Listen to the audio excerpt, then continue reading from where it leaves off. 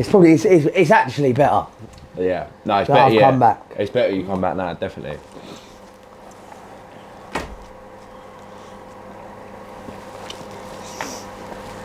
We good? Yeah, I'm just thinking of that. Oh, what? Yeah, we'll have to turn that off, innit? On the radio, yeah. Too loud. And no. Where's the power? I just want...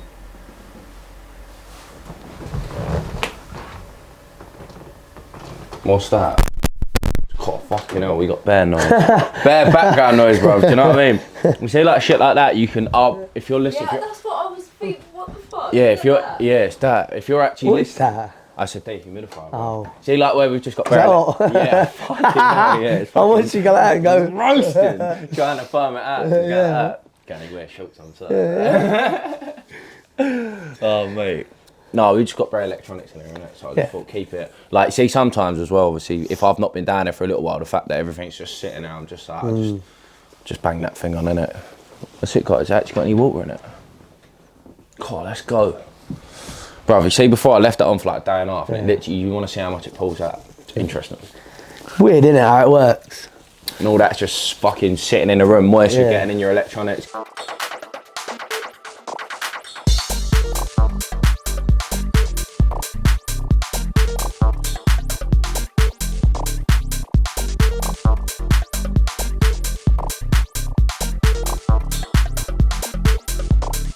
Right, yes people, it is Clarky Music back with the Househeads podcast. Today, we've had this guy on before and we lost the footage, but it was sick and we've got him back today. It's Georgie DJ. How we doing, my man? I'm good, brother, yeah? Come here, bro. Let me embrace you. How you been? Not bad, bro. How have you been, more importantly? Overwhelmed, to say the least, but it's all a part of the journey. What you been up to? Just to be honest, mate, balancing life, work, and the DJing. Yeah, it's been a busy one for you, isn't it? Yeah, very. It's crazy. When was the last time I come here? Probably, last year, wasn't it? Yeah, it was definitely last year. Yeah, Yeah, it was early, It was in the early days. In a year, a lot has changed. Yeah, I mean, it was just starting to pick up for you when we spoke last time, to where you was getting consistent sets and stuff like that, but it's kind of took another little step up now, right? Yeah, definitely. So, the main thing I wanted to talk to you about today, because obviously you're just getting into production now, and I'm looking at my notes, and there is 10 parties here within the last 2 years, supported the likes of Gaskin, Marsolo, Jamie Fielding, Omar Plus, Jamback, Robbie Doherty, Ruse, the list goes on. So I just want to know, like, how you got into them spaces, really. So obviously, it all leads back to. Do you know what? Can I go through some of these and you tell me individually how you got with these people? Yeah. Right. So Temple of Groove is the first one. The Temple of Groove. That's a recent party that I've been booked for. That's actually one of my good friends, Brandon. Yeah. Brandon Holmes. He sort of messaged me. I think it was after Dance on Arrival or before, and was basically like, "Would you want to come and play?" He said, basically explained to me it's a free party, like I'd love to have you on. And I just said, yeah, do you know what I mean? He's a good friend of mine and I like helping people, I like supporting. Yeah. And it obviously gives me another chance to play out. Yeah. So, yeah, that one was more recent, but I've known Brandon for a long time and he's always said that if he ever started a party, he would get me on. So he sort of made that a reality for himself. No, good man. Yeah, where was it? It's in Lee, SS9 bar, yeah. Oh, nice. Yeah, so I'm excited. It's just, to me, it's more, not really. I get excited, but it's just more of like a job now. Do you know what I mean? Yeah. Whereas when you use it as like a hobby. Yeah. And you're trying to get your first sets, and when you get them, you're like, oh my god, I'm playing. Yeah. You sort of add that buzz. But now, obviously, I still get excited. I still enjoy my time there. It's just more of like, I've got to go there to do that. Yeah. And I'm gonna do it. Yeah, because it's been pretty consistent, isn't it? Yeah, definitely. It's just I can't get over how well I'm doing, and I'm not even trying to toot my own horn. But yeah, well, to be fair, I was surprised when I was actually going through your Instagram. I was like, wow, in the space that from when you started DJing to now, and the fact that you don't really have any productions behind you, so no, it's one of them. You've done a lot of obviously networking and put yourself in a good few conversations. Yeah. So with the networking, to be honest, it all leads back to my first ever set, like from after my party that I did in the Crown. So the See-Thru boys, which I can't show enough love and appreciation to. I even messaged them the other day, like genuinely on a heartfelt message, and I just said thank you, because without them, I don't think I'd be halfway near where I am now. Yeah. So their first party that I played for was at 44. Got there, done the closing set, and obviously they've got loads of people there. It was like it was very busy, and there was a lot of attention on myself and Jaden. And sort of after that, I sort of got messages and stuff from people saying you're great, you did good. Did you get some good clips out of that as well? Yeah, I did. I did get some good clips, and then obviously it's just turning up to these parties, and when you see other promoters as such, it's all about just talking to them. I don't really ever message events. I think when I first started I did, and obviously I had like 700, 600 followers, and that was from 3 years of having an Instagram account. So they sort of looked at me and thought, this geezer's never played a set before. You wouldn't book it. That's what I'm saying. So it was just more of like you got to be there in person. Do you know what I mean? Like you have to talk to people and let them know you as a character, because you can never base someone off of just their Instagram. So in terms of networking, that's so true. I mean, I've met a lot of people through this podcast, and no one's ever liked their Instagram. They've always to meet someone in person. It's a lot more special. Having a face-to-face conversation with someone, you've got a probably 80% chance of actually securing something in the future. Whereas if you just keep pestering events, saying, "Oh, I'd love to come and play for you. I'd love to come and support you," they're going to think, "Who is he?" They get the Don't get me wrong. I get like that sometimes. When I used to throw parties, I used to have people message me all the time, and you read it, and you send back a generic message saying, I'll keep you in mind. Send the mix, and then 3 weeks later you get another message. Have you had a think about it? Are you going to book me? And you just think, you don't want to seem like a beg. You just want to let your work do the talking. So that's why I've never really sort of approached events. I've just sort of, if I've seen a promoter out, I've spoken to them. That's how I've networked, really. So going to parties. Going to parties, that is the key. He's been doing some partying. Yeah, basically, yeah. To be honest, the way I done it is probably not the best way to do it, because I don't go to parties to network. I go to parties to party. And then I'll do the odd networking. So sometimes... the networkings are like... Sometimes I've done a few networkings a little bit on the old wobblier side. But it's all a part of the game, isn't it, really? That's brilliant. Well, look, you can obviously create some bonds that way as well. Yeah, definitely. I mean, most promoters are not really partiers. Do you know what I mean? They're sort of there. Yeah, it's weird, like the difference. Like it's such an industry, and people don't realise that. But right, talk to me about. So we're gonna go for like what I would say is probably the smaller ones first, and then we'll go for some of the bigger ones after. So after hours. After hours. Do you know what? That is a party and a half, mate. Have I mislabelled there?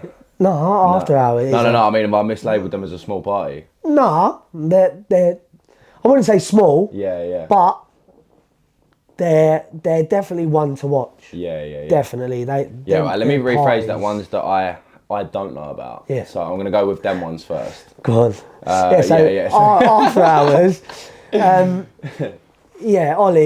Ollie and Dan are the two promoters. They're smashing it up. But obviously take my hat off to them. Like, they're doing bits in a minute.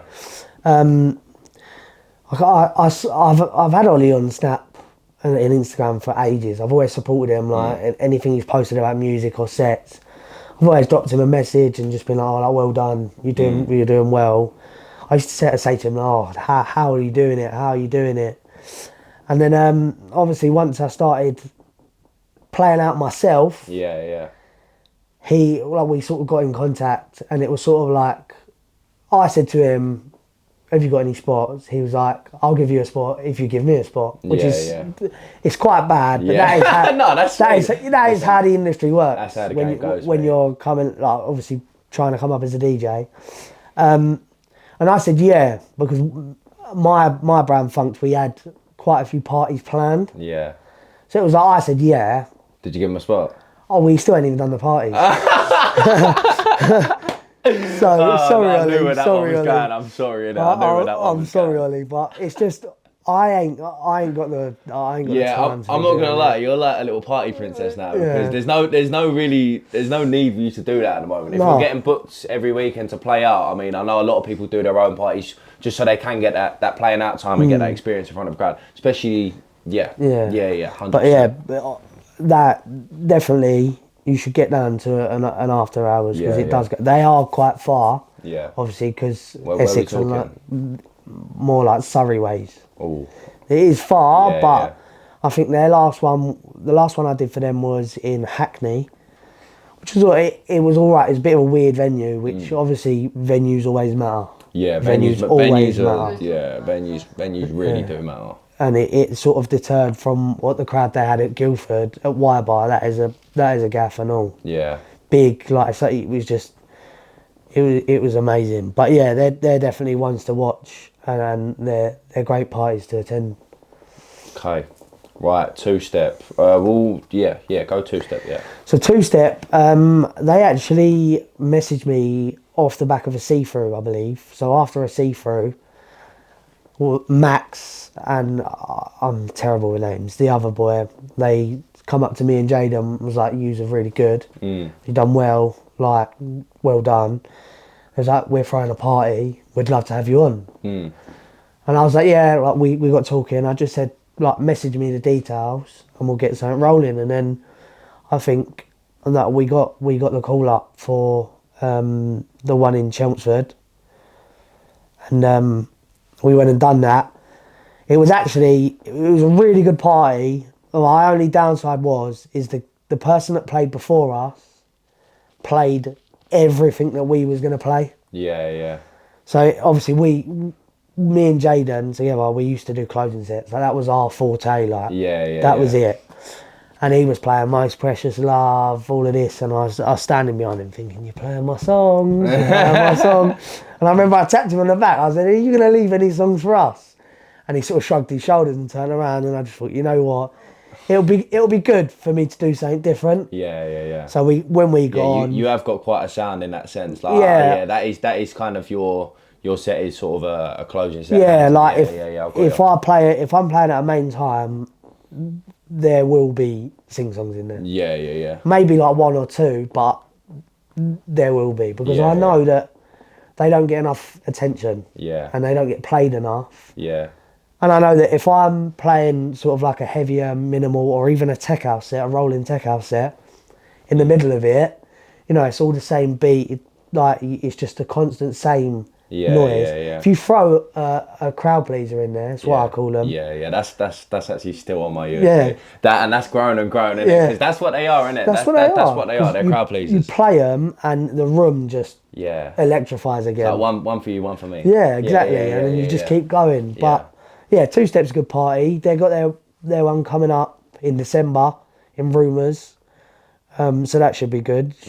Try and come down. Man. Do you know what? We've been so busy just with obviously. Else, and it's good to be back on the podcast. Though. I'm not gonna lie, it's nice to be back in here, and I'm excited for today. It's been a long time coming. It has been a long time coming. I remember we'd book a date in, and then the day before you'd go, "George, I'm so sorry, brother." No, because I don't actually do this though, George. Like, that's what I'm saying. You just caught a bad few times. 100%. No, but at least we're back. No, we're back, man. Right, who we got next? Right, tell me about Seaside Grooves. I mean, so I didn't actually do that one. No, I didn't. What happened? Fell through. So it's quite. I feel bad telling this story, but basically he messaged me. I sent him my booking fee. He paid the deposit. Yeah. It was all meant to go through. I was doing 2 sets that night, so I think I had to go from Southend to Brighton, coast to coast, literally. Yeah. It's going to take me like 3 hours or something. And the day of the Seaside Cruise one, he texted me, he was like, "I'm so sorry to let you down."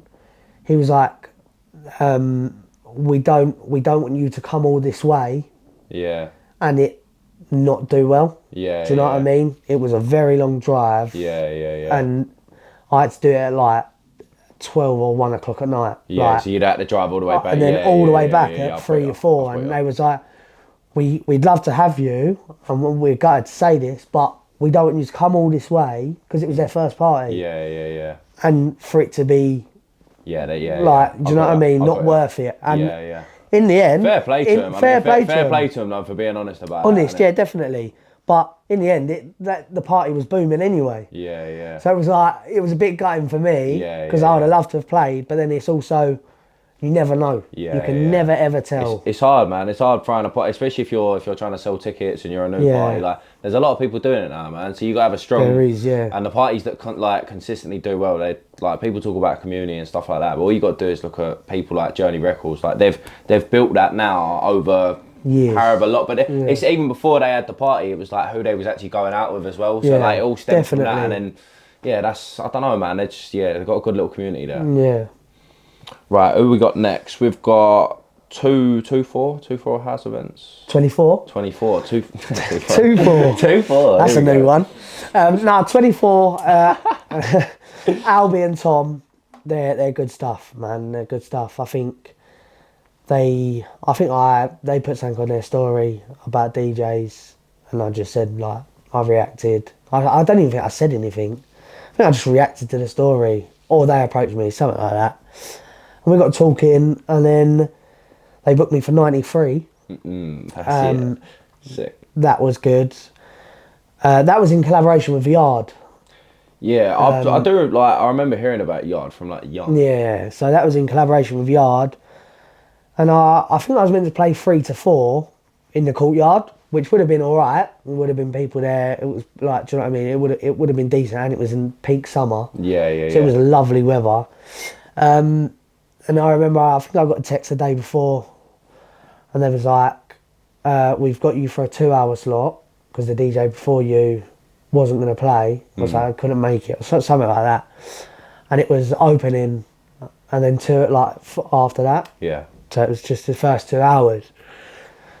And obviously, I didn't really care. Like, I'm playing in 93. I don't care about the videos and that. It's more of like, that's a staple to put on your Instagram. Like, 93 feet east. Do you know what I mean? You've been there. I've been there. That's one ticked off. So when I done that, it was like, I did really enjoy it, even though there weren't many people there. Yeah. Obviously, because it's just open.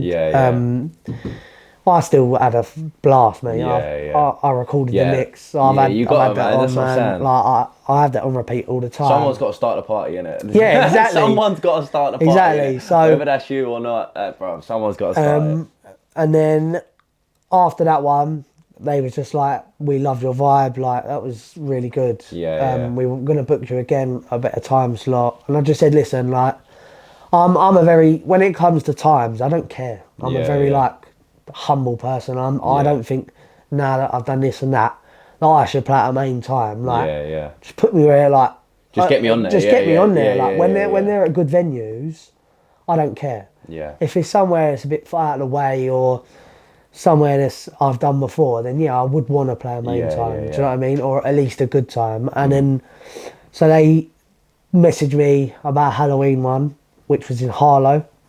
That was really good. I remember I turned up there and the place was like literally full up already. Done a set there. Same, just the same. I done my thing, and then we spoke afterwards, and they was like, "We want you to come and play for us Christmas Eve." And I was like, yeah, obviously. Yeah. And then they was like, "We want you to be in charge of the countdown." So they put me on 11:30 to 12:30. Yeah. What, for Christmas? Yeah. So I don't know if they're announcing it just yet, but it's too late. It's too late. It's too late. I'm too excited. Yeah. But yeah, so they've put me from 11:30 to 12:30, which is like that's a lot of pressure. That's fucking merry. That's a lot of that's yeah. That merry as is. fuck. I ain't gonna lie. So I've got to sort of plan something to do for them. But yeah, they're good stuff. Yeah, you're gonna have to come out with a Christmas edit or something. Got something like that. Yeah, you actually have, innit? Yeah. Right, let's talk to me about Sticky Jam music, because when I picked this sign up, this is what they got their sign from the same place as us. So talk to me about them. So Sticky Jam, are they London based? They're South London based. South London, okay, yeah. I think they've done a party in London before. Sticky Jam, one of my good friends is like, I think, an owner, part owner, DJ Dolma. He's been a DJ for yonks, mate. Yeah. He's been about. So I've always said to him, like, if you've got any spaces, I'd love to come and play for you. Obviously he's my mate. Do you know what I mean? It'd be nice to share that experience with him. And he messaged me about a Halloween one, which was on the 31st in Box Park, Croydon. How was it? It was, mate, sick. Yeah. Sick. Me and him went back to back, which, as I said, it was like a great experience. Generational back to back. Yeah, basically, because me and him have been in a group chat with each other for like 2.5, 3 years, with boys I met through raving. And like, he sends in DJ videos of him DJ, and I'm like, yeah, that's sick. Yeah, and then I send mine in. Yeah, it's been pending. It's been pending. So it was nice to share that with him. Good party. They always throw a good party, especially it was Halloween as well. Yeah. Sticky Jam's good. Definitely one to attend. Yeah, nice logo as well. Yes. I like their brand. I do like their brand. It's cool.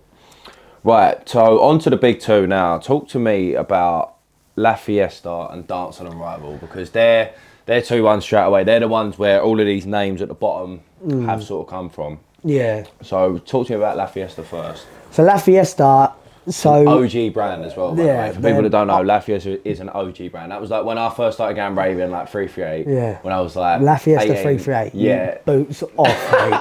Fucking boots off. There you go.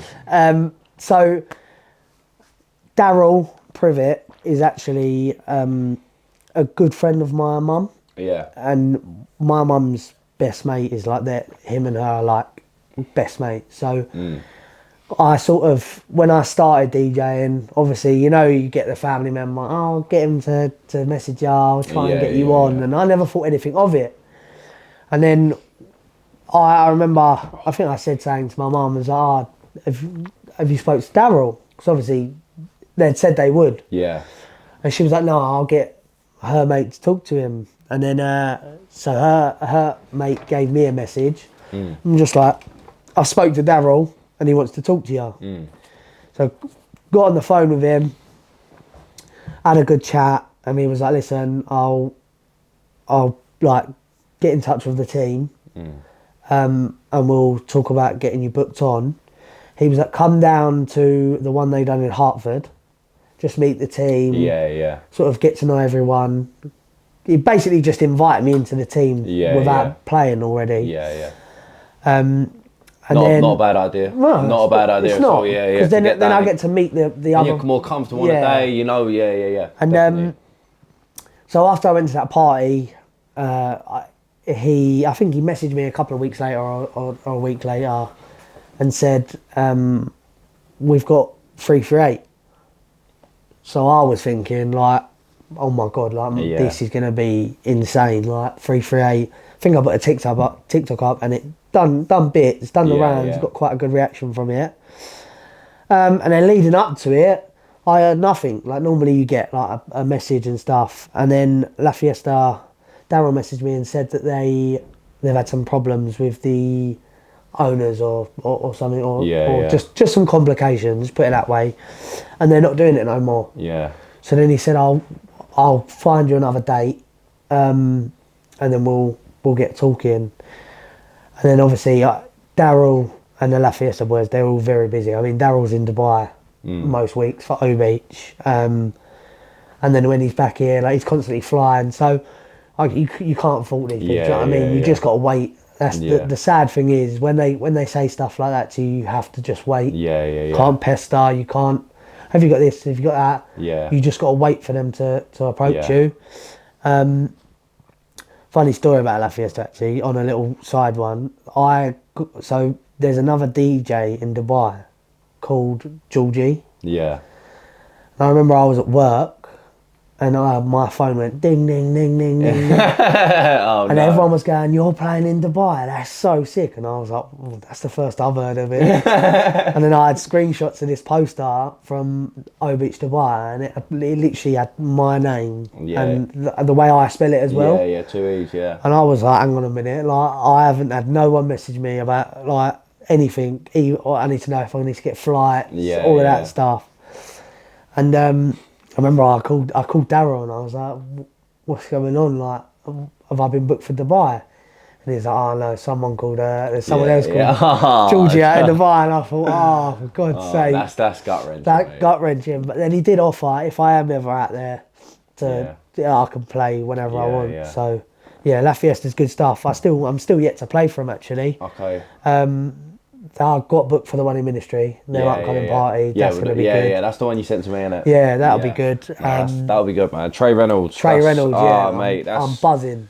That's one of my favourite artists, innit? 100%. I'm buzzing. That style of music, very good. Thing is with Ministry as well, it's constantly busy. Yeah. So no matter what time you're playing, there's going to be people there. Yeah, it's good, man. Ministry. But yeah, I'm buzzing for La Fiesta. Dance and Arrival. Yeah. See, right, do you know what? Let me chirp in about Dance and Arrival, because I was looking, obviously you see like Chris Dussy now, East End Dub. So when I was probably going to festivals or raving, it was just out of lockdown actually. So when was that? 2021? Yeah. 2021. So I was 19. Yes, I was 19. I went to a Dance and Arrival festival. I don't even remember looking at the lineup, innit?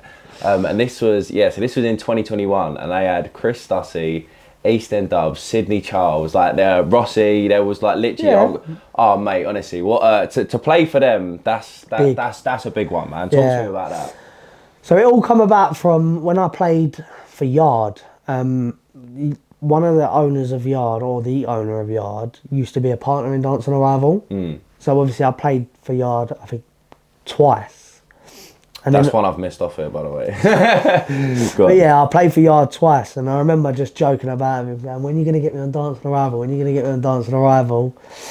And then a couple of weeks later, he was like, "Do you want to play for Dance on Arrival?" And I was like, "Yeah." Like, obviously. Well, why would you even ask me that? You should have just messaged me, "You're playing for Dance on Arrival, whether you like it or not." Yeah, that date can be free. Yeah. Whatever's happening that day can be free. If I was in Africa, I'd fly home that day just to play. But yeah, so he texted me, and it was New Year's Eve. At Old Essex Barn. Yeah, sick, man. I do remember seeing this. I remember seeing all the videos from that day. No, so it got moved. That was New Year's Day, the videos. So they couldn't get the licence in for New Year's Eve. Have you ever been to Old Essex Barn? No. This is the worst place to get to and to get out from. It's bad. Yeah. So it's a wedding venue. It's not meant for events. So it's not meant to have thousands of people like trying to get in and out individually. So when I went to Boat Club there, it was terrible to get home from. Best event, one of the best events I've been to, but it was terrible to get out from. So when I found out it was there, I instantly knew it's going to be good. It's going to be good, but it's going to be hard to get there and back. So when we got the message a couple of weeks before saying that we can't get the licence in for New Year's Eve, one, because it's dangerous. It's like 3 o'clock in the morning, it finished. Yeah. Pitch black down country lanes. Some people were walking, some people got on a coach. Yeah. Someone's getting run over. Essex police weren't having it. Yeah. So they said, we're going to move it to New Year's Day. And obviously everyone at first was like, it's a bit like... Yeah. All of us DJs were like, it is what it is. You know what I mean? We're still playing, but it was a bit... Yeah, New Year's Day, everyone's going to be fucked. A bit gutted. I'd love to have played on New Year's Eve, but come New Year's Day, it was just unreal. I mean, I think I was playing like 5 to 6 or I bet there was a couple of sore heads. Yeah, there was, but there was a crowd, so it was good. There was a crowd. I may have had sore heads, but it was a crowd. It was a crowd, so it was a good experience. And then obviously a couple of my friends play for Dancing Arrival, like from Kent and stuff, like Sam Jones and that. They do quite well. Yeah. So, I think I know Sam Jones. Yeah, Yeah. He rolls with a Groove Cartel. Yeah. And so obviously they'd been throwing parties after that and all this, and then I think they put something on their Instagram about the Halloween one, and I think it had been up like 10 seconds, and I'd already replied to it. Yeah. And I got speaking to Josh Oxbury. He's one of the owners of Dancing Arrival. Yeah, I felt Got talking to him. He said like, cool. I said, I've played for you before. I'd love to come and play again, especially for Halloween. And then he got me on that, and then he put in the group chat and was like, there's an after party, who wants it? First come, first serve. Again, I was the first person to reply. Yeah. Like, I was on it like I can't body it. And then he went, a couple of days before, he was like, there's 2 after parties. You've got one in London, one in Essex. And I was like, Essex is my hometown. Yeah. It's in Sugar Heart, I've played there before. Yeah. Let me have that one. It's on. Yeah. But yeah, so... just quickly, so like a lot of these names, obviously you would have been supporting a lot of these names. Who have you met out of that list? Like, who's like some of the big ones you've met? So, Dancing Arrival New Year's Eve, I met Robbie, Marsolo. You met Marsolo, yeah. Sick. He's funny. He's like, you can't really understand him when he's talking, especially when there's music, but he's quite a funny person. So yeah, Robbie, Marsolo, Ella. Yeah. Ella Jaya. I met Gaskin there as well. Yeah. We was in the green room, we weren't allowed in there, and he just fucking strolled in, and I was like, oh my god, that's Gaskin. We was talking to him, and then my mate was like, should we ask him for a picture? Casey Newson, he's I know Casey. he's sick, like unreal. He was like, should we ask him for a picture? And I was thinking, no, we can't be them boys. Yeah. And he went, no, fuck it, I'm gonna ask him. So then we all got in a picture like this with Gaskin. No, fuck it, bro. So that was another one. You got him, man. I think there's a couple. We've met a few people, haven't we? I've never. To be fair, I'm the same now. I've never really gone up to no one, innit? I'm like, I'll go up to them and say hello. If I was playing on the same lineup, like we've just been there at the places where we've just obviously with the event or whatever. But yeah, if I was playing, I'd definitely go up to 100%. Yeah, well, I go up to most DJs. I mean, I've spoken to Omar, Josh. I've spoken to Josh before. I've actually been in the crowd with Josh before. Yeah. I remember, I think it was like Love Juice Times Involved at 338. And Josh was in the crowd, and I was like, oh my god, that's Justine. Like, started talking to him. I was like, oh, would you like to? I'd love to have you come play for me. And he was like, you have to talk to my manager. And I thought, here we go. That's when you lost me. That's when the 600-700 quids come in. And it's you know what, bro? Let's talk about that quickly, bro. Because have you got a manager? No, good. I don't get a manager. Do you know the only reason why I'd want a manager? Because it makes it easier. It makes it easier. That is just one of them jobs where you've just got to be a dickhead. You have to be a dickhead to be a manager in it. There's no two ways about it. You can't. There's no room for negotiation. Oh, not at all. No, not at all. And that's like sometimes when you sit there and think like, obviously they'll probably do little bits and bobs for their mates and that, but you know, and like, bruv, if you're like some of these DJ fees are ridiculous. Like for an hour, innit, you're coming, plugging in, playing for an hour, collecting change and leaving. Yeah, I mean, there's no wiggle room on that. There's definitely some wiggle room in there. Like I don't think I charge a lot. Like, obviously I don't want to disclose that because it might cause a few. There might be a couple of different prices. So that man are getting a 1 month. Might cause a couple of disruptions, but I don't. To be honest, I think you're not really paying for the DJ skills. Yeah. Because to be, as much as people say it's not hard, it is hard to be a DJ. And everyone has different mixing skills. Yeah. But you never really pay for a DJ for their skills. Yeah. You more pay for their name and their music. Yeah. So when you're booking... See, I don't know about that. I don't know if I agree with that. No. I don't know. I like... Well, it depends, right? But you say that though, but obviously you've obviously got booked on the back of you having good moments in it. So you can't really say that, innit? Yeah, but you've obviously had a good, like what you're saying with C-Thru, you've had a good closing set, you've got some good clips from it, and then off the back of that, you've obviously chased. Maybe I worded that wrong. I mean, it's not like... Because it all depends on what. But I know what you mean now. It's going well more like corporate. Yeah, everything's do you know what, I'm not even gonna use that as an example. But there's like, I know what you're saying, innit? I know what you're saying. A lot of people now just get booked on the back of their name. And Back when I first started, I'm talking like that was like 10 years ago. It's only 2 years ago. 2023. Back when I started, it was a skill and a name thing. Do you know what I mean? You had to be a good DJ. Yeah. But you also had to have a little bit of a following. Whereas now, I think that's gone out of the window, and it's I know, I do get what you mean. There is, I've seen some DJs before where I thought, mate, you're massive and you're jank. Like, mate. So I do know what you're saying, innit? But I don't know, man. That's got me thinking, that one. Yeah. That's got me thinking, because it is, sometimes it can be a bit. Well, look, I'm not slating them in any means, because fair play to them, fair play. And I've met these boys quite a few times, but the Deans. Yeah. I've met me and Luke. I'm talking like he's my mate. I've got a funny story with him. I think I told you this last time. He was playing we'll never know. He was playing for Locust at London East, and I remember I was talking to him. I just went out and said hello to him, like just trying to network, network because he can't, like, do you know what I mean? But just sort of trying to build some sort of a relationship with him. So if he ever sees me out, you just say hello to each other. Yeah, of course, yeah.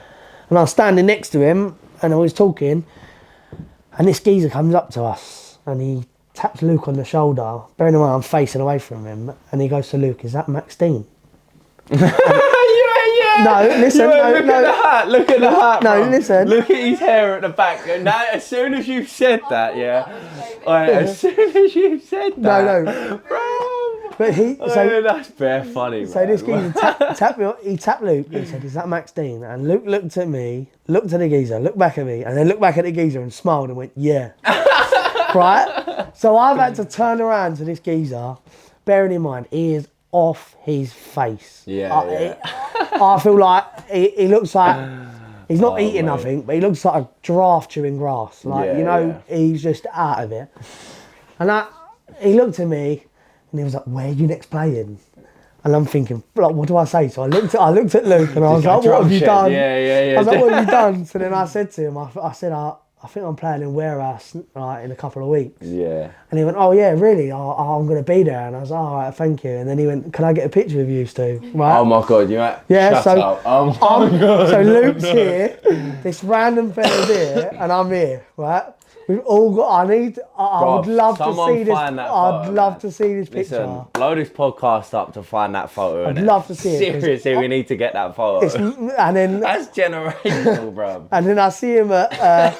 I see Luke at 93, and we laughed about it and we was joking. And then I see him at Appetite, and he went, "Oh, is that Max Dean?" And I was like, "Oh, for fuck's sake!" And then, we got Max Dean in the fucking studio. Let's go, basically. But yeah, them boys. Them back to the booking, like them boys, that Luke, Max, and Josh are I spoke about Luke, honestly. Unbelievable, Luke. Yeah, we spoke about Luke last week, and from the level he's on his own wave now. Right? Yeah, there ain't no stopping him. It's clear to see he's not just Max Dean's cousin anymore, and he's his own force to be reckoned with, mate. They are all up there, but it's like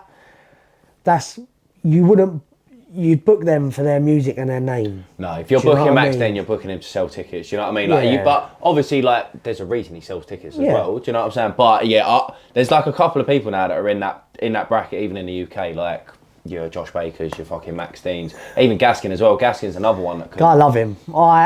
He is funny. Yeah. When he played at 44 the other week. Did you see that video? What, of him getting pushed over? Bad, you see that guy just come over from bad. the front. Who's the guy, the cameraman, innit? Just see him fly over the railing and just try and fucking guillotine him. It's bad.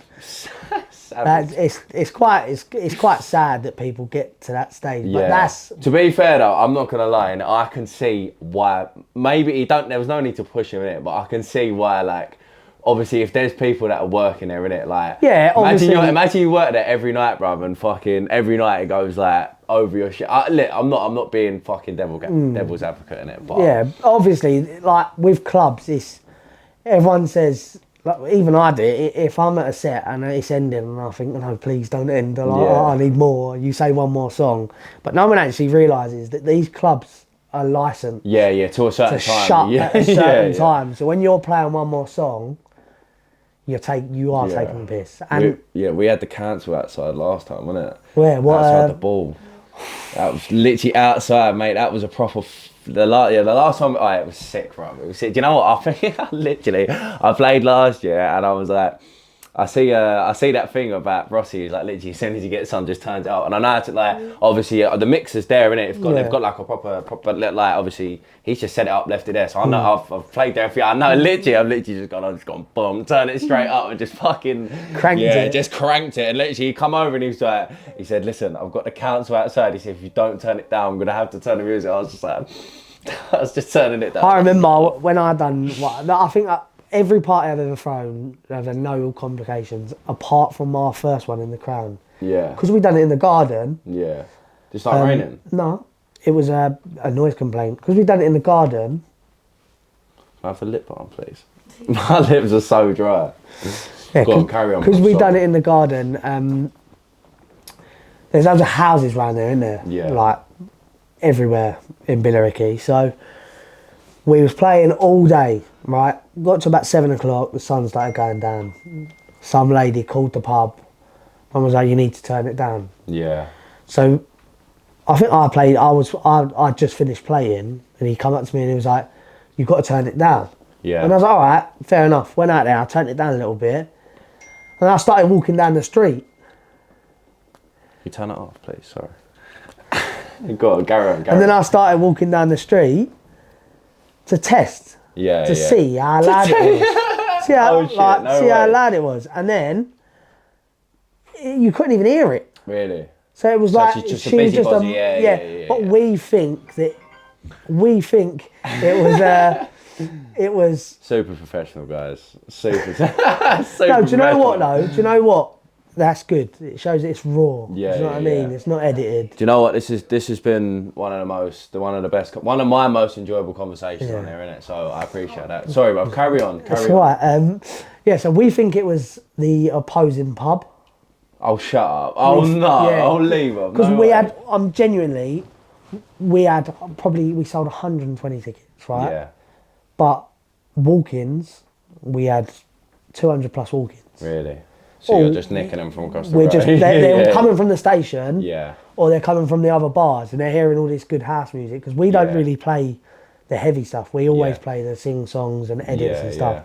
So they're hearing these songs and thinking, I want to go in there. Get in there, yeah. So then we was bringing all the attention to us, so we think it was the pub across the road. Probably was. Yeah, as I said earlier to you, like, I'm just in an overwhelmed state at the minute. Yeah. It'll a couple of years down the line, you'll look back on this time. I think. Yeah. What a year. It has been a good year. Yeah. Great year. I mean, I still say this to the boys now. I mean, I post daily on my Snap and TikTok and that clips of Dancing Arrival, and people could say like, "Don't you get bored of posting that?" And I'm like, I still can't get over it. Yeah. I can't. I mean, I played, so I got on after two boys, Ben and Ashton. They smashed their set, absolutely brilliant set. Very garagey, like proper, like probably upbeat different music. It was different for me to listen to come out of as well. Yeah, probably. definitely. I remember I got up there, and they played in front of 250, 300 people. Yeah. Took over. I'd done my little intro. I played to sick a cappella. There's actually a video on my TikTok where it's just the raw, so it's just someone iPhone video. Yeah. And the a cappella starts, and it like talks, then it goes silent, and then it starts again. Yeah. It says like, please do not, this is only a test. Yeah. In that gap between this is only a test, it's like, is someone in the crowd goes, drop it! And I thought, what an arse. But then the a cappella plays. What an arse.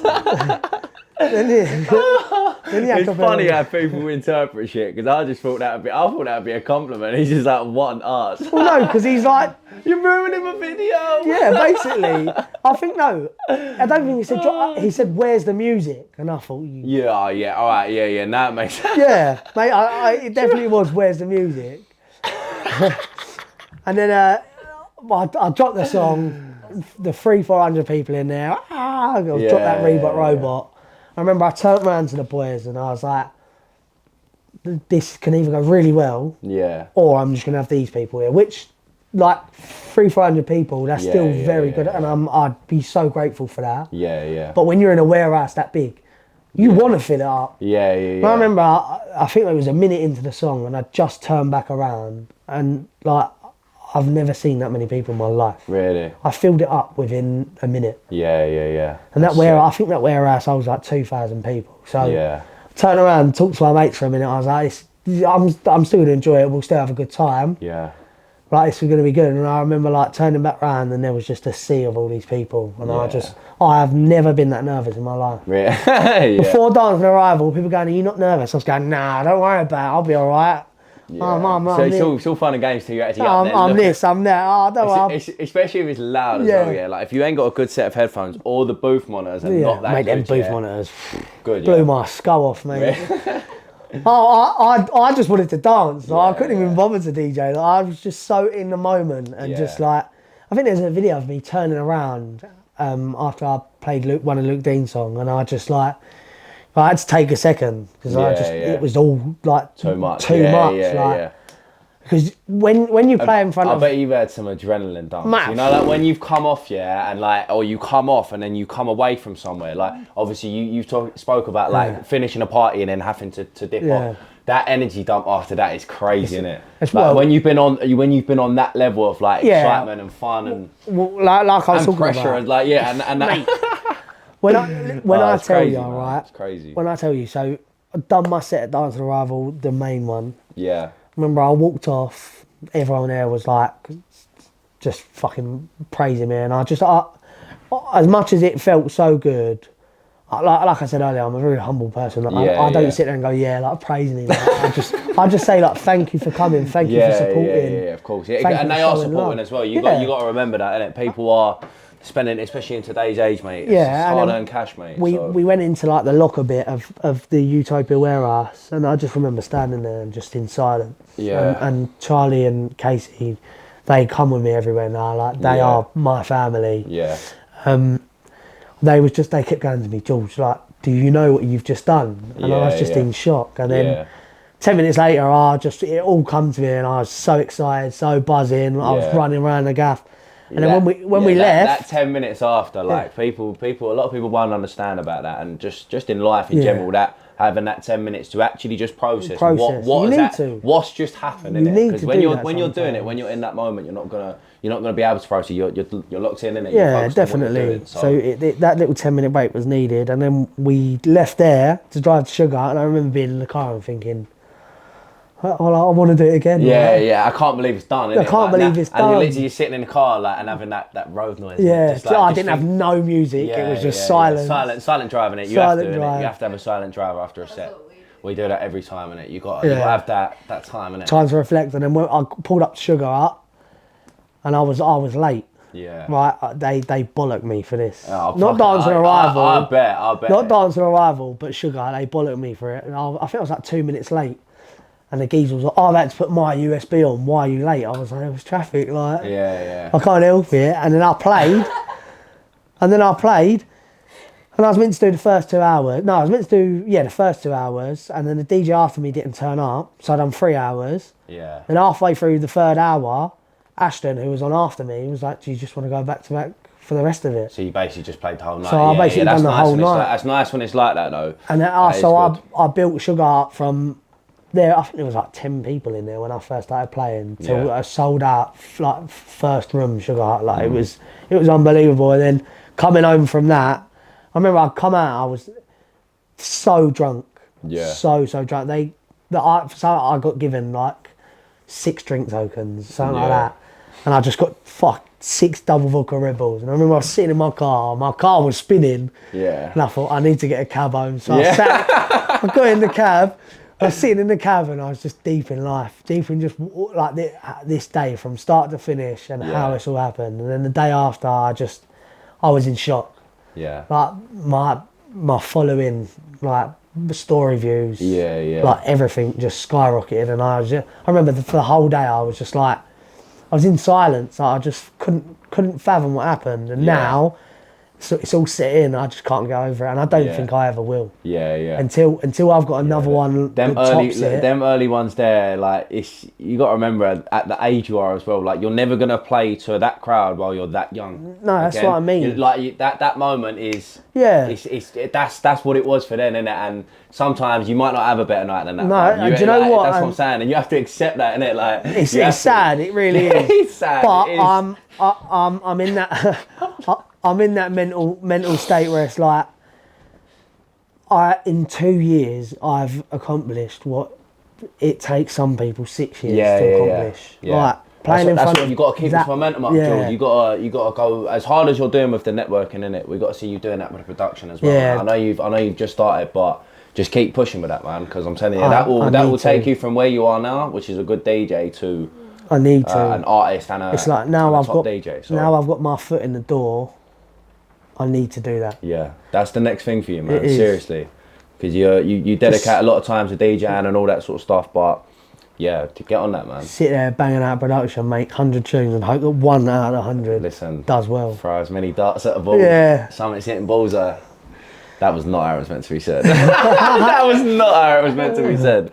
I think a lot of people. I think a lot of people struggle though. Do you not agree? Like a lot of upcoming DJs struggle because they're not trying hard enough. Yeah, to be fair, I think it's easy to be like, I don't know. It's not even just enough now to just make tunes, innit? Like you have to do the full thing in it. You have to maybe throw a few parties so you can give yourself that bit of time. You have to network. You have to make this music, and even sometimes, I mean, if you're not.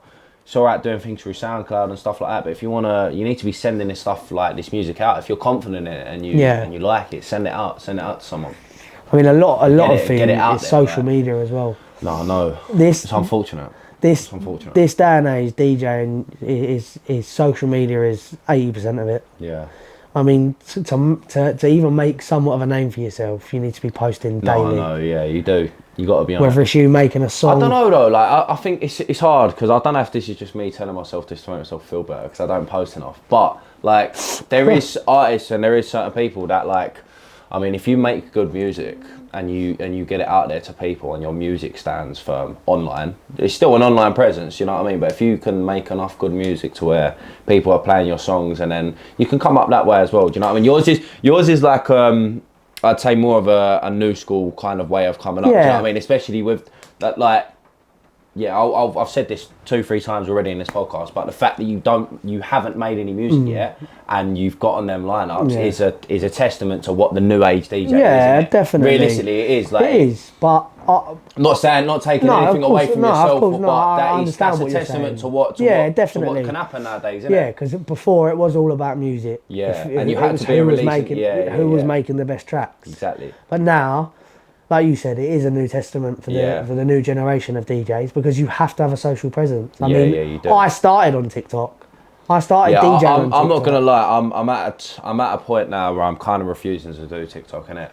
I never used TikTok. Yeah, I'm not making no excuses, but I just can't, man. I don't know I feel like if this podcast is gonna reach some people, I don't even know if I want it enough to have to go through TikTok. But you don't have to post anything of you talking though.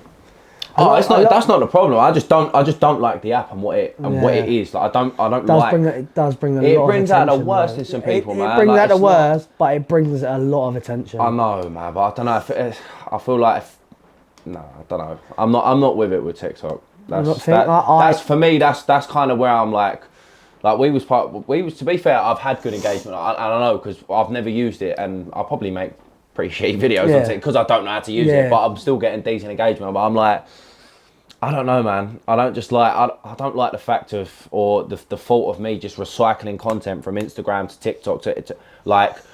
I don't know, man. I don't want to be a machine. Like we was at a point last year where we was doing so much, and we was literally like what you said, just posting every day. I post for this day. promote the podcast, promote this, try and do this, but eventually I kind of lost that sort of, like the conversation we're having now. I could go on for this conversation for a long time, do you know what I mean? It is comfortable now, and it's something that I want to do, but when it gets to that point where I'm like sitting there on a Tuesday night scheduling fucking TikTok posts all night, and I'm sitting there thinking, this was not why I started this, innit? No, like, yeah, definitely. And I get it, like, if you really want to make it, then you kind of need to be doing that, bro. Yeah, do you know what I mean? you But do. I don't know. It's a funny one for me, man, because I don't like that. Like I just when I tell you I'm a serial TikTok poster, like he's feeding everything. He's feeding that algorithm. Basically, yeah. So yeah. when I found out I got booked for Dance on Arrival, the Halloween one, I made a TikTok. My previous TikToks were getting like 1,000, 1,500 views, 50 likes. Posted this one TikTok about Dance on Arrival, 30k views. I think it was like 7k likes. Like so much engagement, over 300 comments. Then I thought, hang on a minute, let me use this. Yeah. Like in one day I had 400 profile views. Yeah. So I thought, hang on a minute, while my profile is like in the limelight, let me abuse it. Started posting TikToks of me DJing. I think the first video after that got like 300 views. I just thought like, see, but you have to firm the 300 views to get the 30k views. Yeah, you know what I mean? It's hard, man. It's hard, especially like if you like, well, a lot of obviously the podcast and stuff like that. Especially when we have a banger, like it's hard, like because I would consider today a banger. Yeah. So if you film a banger and then you post it, and maybe people are not engaging like you want them to, or maybe it's not like to the point where sometimes it can be a bit disheartening. Do you know what I mean? That's like the truth. Yeah.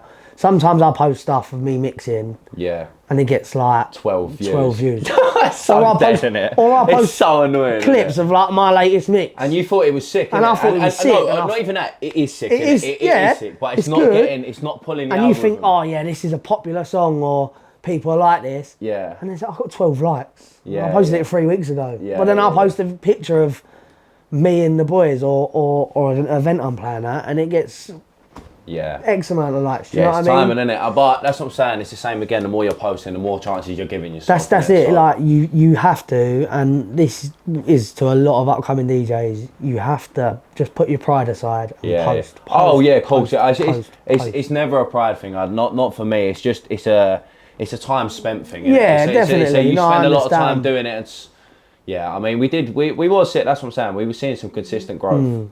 And we're going to get back to that eventually, but we got to work out a system to where like it's not fucking straight labour every year. Well, one of you's doing it, one of you's doing TikTok. You don't like TikTok. Oh, I hate TikTok. She you do the TikTok. Nah, she don't like TikTok. And he does it, or just get someone else to do the TikTok. So how long have you even been on TikTok? Like, because there was never a point in my childhood where. Says about TikTok. Yeah, I know, and I never like. I don't know if it just weren't a fucking grade thing, but like, there's. None of us ever use TikTok. Like, I've been in Grays for like the last 6 years. I used to live in East London, then Kent, then Suffolk, then Essex. And how old was you when you discovered TikTok? This is the fact that I even just said that actually just pissed me off a little. It's actually just. I'm trying to think. Yeah, but it was musically before. Whenever no, I wasn't. I wasn't lip syncing. Hey, all these stuff. No. Before you get any ideas, I wasn't. No, it was when Musically changed from Musically to TikTok, because I refused to have Musically. Yeah. Like it was just weird to me. Why are you standing there going? Yeah. With, on the beat and all that. So I didn't have it. And when it turned to TikTok, I sort of had it, and then. It was just like you just watch. It just started off with a couple of dances. Oh yeah. And then before you know it, he's fucking. He's doing the whole routine. Basically, yeah. Oh mate. There's some things in my draft that can't be. Don't. Can't be leaked. Oh, don't, man. Well, George, where can we see you next, my man? Where can the people see you next? Where are you DJing? When will this come out? Because obviously I don't want to. This is going to be probably not this. Maybe next Sunday. Maybe the following Sunday. So. Next weekend, I'm at After Hours. Yeah. Epsom. A couple of things after that. The big one is Ministry of Sound for La Fiesta. That's the one that I want to put out there the most. Cool. Right, George, let's been a wrap this pleasure. by here. This has been a pleasure, man. Thank you so much for coming on. Thank you for having me. It's been a real good conversation today. Always. Come here, my son. Come here. Always. Right, people, that was episode 13 of the Househeads podcast. Super happy with this one. Follow him up, Georgie DJ on Instagram. Yeah.